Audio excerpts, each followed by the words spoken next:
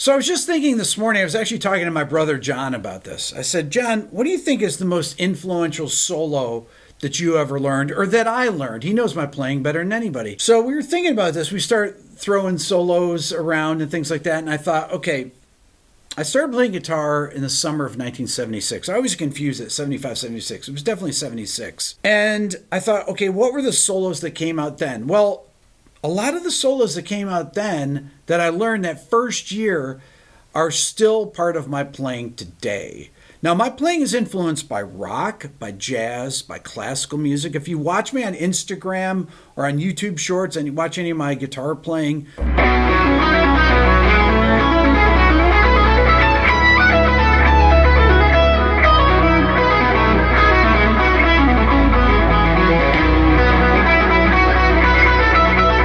you'll hear all these different influences. But there are things that are still part of my playing today that I learned in the very first year of playing. Now, I learned guitar solos right off the bat because I played the cello first. So I already had technique. So all I had to do is learn about bending notes and things like that. And the very first solo I learned was Hey Joe by Jimi Hendrix. I've talked about that on my channel. And a lot of the most influential solos, Brian May's solos, Larry Carlton solos, Jimi Hendrix solos, Jimmy Page solos, David Gilmour solos, all these solos that are on this top 20 guitar solos of all time, the second biggest video on my channel, are things that are part of my playing. But there's a couple specific solos that I'm going to talk about. Hey Joe being one of them. Well, what did I learn from Hey Joe? Well, I learned the E minor pentatonic scale that Jimi Hendrix plays over the chord progression C, G, D, A, E. I learned that this scale works over all those chords. Not only that, I learned a lot of techniques that I use all the time. When I think of the opening lick, Jimmy does a rake bend, right? That rake bend where you scrape across the strings and mute them. And the only string I'm hitting is that B string. I rake, I'm muting with the palm of this hand, right? I rake across the strings, all muted, and I bend that one note. And that's the only note you hear, and then I vibrato it, right? That's something that I learned. And I learned to bend it first, and then vibrato it at the top, okay? So kind of like a voice. Then, and this. Licks like that, that's just part of everyone's blues playings. And also, I would make a mistake and play. And then, oh, I've heard that before too. Well, you can use that. All those little kind of blues inflections like that are all really part of this solo. That lick, oh my God, that is so important. That thing is part of my playing and still is. Right there. That thing is part of every rock guitar solo that was out during that time period, and that's a Jimi Hendrix staple. The second phrase, so you got the first phrase. Then, right here. That bend, that quarter bend. That thing is part of every blues guitar solo. Also the slides into notes. All these little nuances are all in this one solo.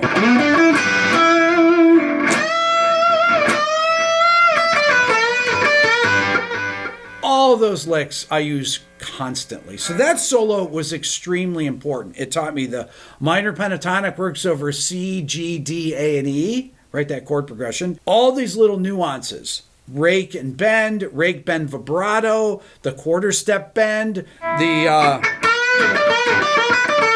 lick that was, Freebird was out at that time. It's in a million solos. It's in Boston solos.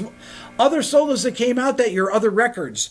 Frampton Comes Alive came out in 76. Boston's first record came out in 76. I learned the Stairway to Heaven solo then, that first year. But another record that came out that's definitely part of my playing is Royal Scam by Steely Dan. And it's the Larry Carlton solo from Kid Charlemagne. Now, why was that important? I think back to that, and what are the things that I learned from that solo? So that solo I have right here. So right there, this chord, he goes. So it's going E minor 7 to A7. That's a 2-5. I didn't know what that was there, but I could figure out. Da da da, and then he goes into the first lick. But the weird thing about it is that this is it's A minor pentatonic, but the chords are da, da, da, da. So it's D minor over C, then B minor 7 flat 5 to E7. But he pauses on those chords. Listen.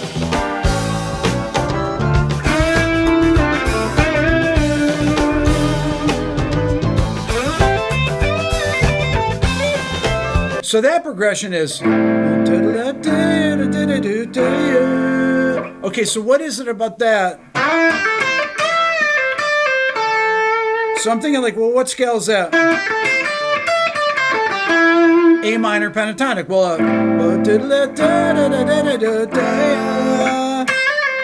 goes to the fifth of the F major 7. Well, I know that A minor pentatonic works on F major 7. That's another thing I learned from that solo. Now that lick is D minor 7, B7, E minor. Now when you hear that lick, it's like, what is that? How is he thinking of that? Well, it's really actually pretty basic. D minor 7. There's on the B7, he goes up to the third of B7. There's B7 arpeggio.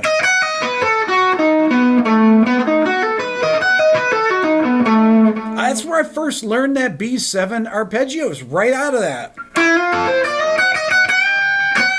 And he goes to E minor, he bends right into the third. That chord progression right there. Then he goes. Well, that works on E minor, right?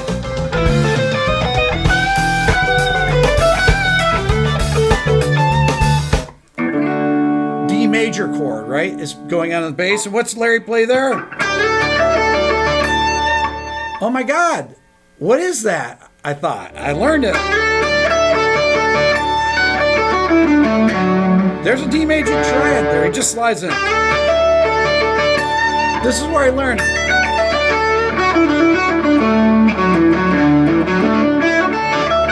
That D add 9, you guys hear me play those kind of things.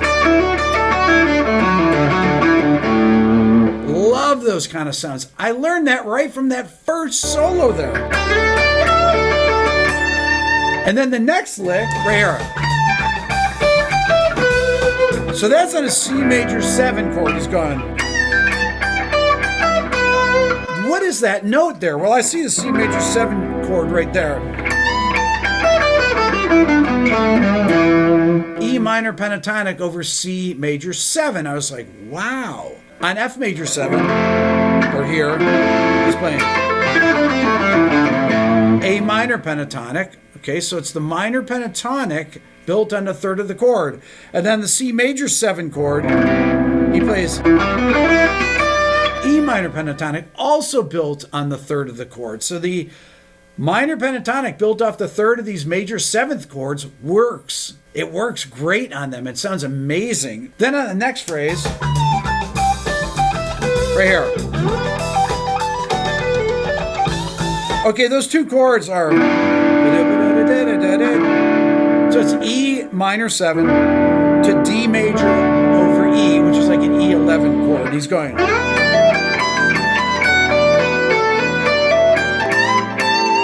So he's playing this.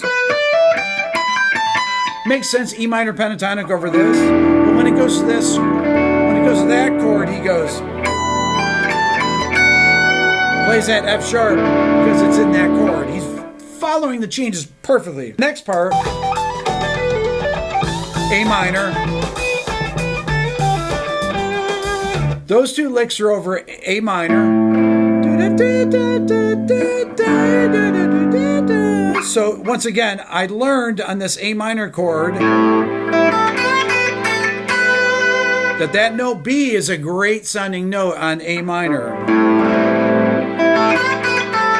And then the G chord, he's going. Now outlining this G major, kind of like an E minor 7 G major. And he lands back on the root. And then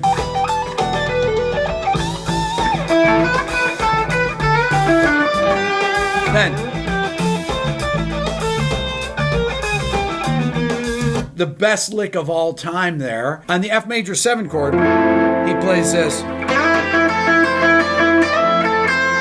Playing that A minor pentatonic again, but he slides into it and uses a pedal tone.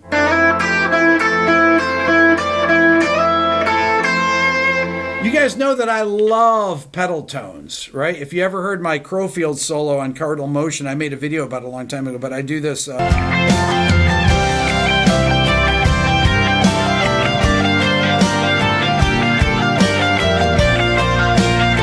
I love pedal tones like that keep him back. Van Halen did those things a lot too. But this thing. And then when it goes to B flat 13, he goes. When I heard that chord, I was like, what scale is there? I see this C major triad over this chord. It gives it a great sound, that Lydian flat 7. I learned that on B flat 7 chord, that the major triad a whole step above works. So he has all these triad things. These are things I still use in my playing right now.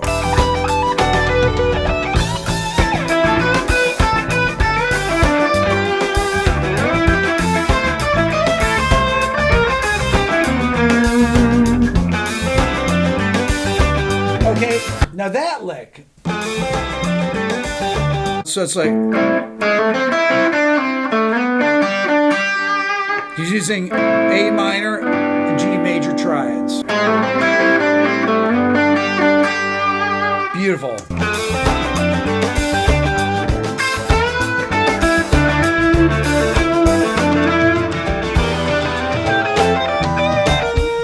Okay, now that lick is so.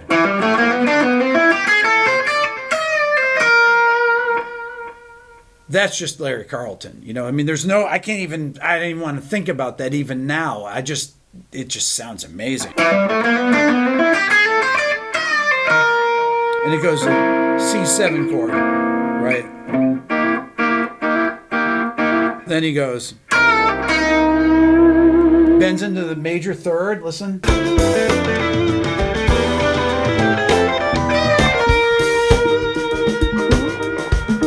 Then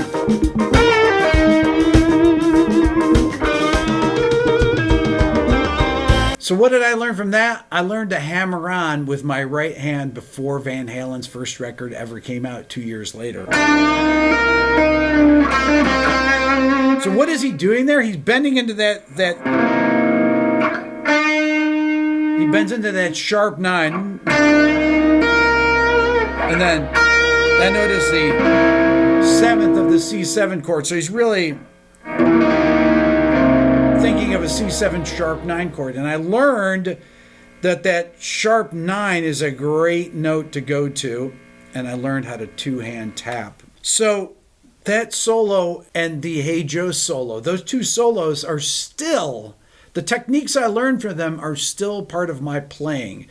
Theory things. Now I've added all these other things to it, but if I had to narrow it down just to two solos, it's those two solos that really inform my playing to this day. Thanks a lot for watching. That's all for now. Don't forget to subscribe, ring the bell, and leave a comment. Check out my new Quick Lessons Pro guitar course that just came out. Also, the Beato book, if you want to learn about music theory, that's how you do it. And check out my Beato ear training course at beatoeartraining.com. And don't forget, if you want to support the channel even more, think about becoming a member of the Beato Club. Thanks so much for watching.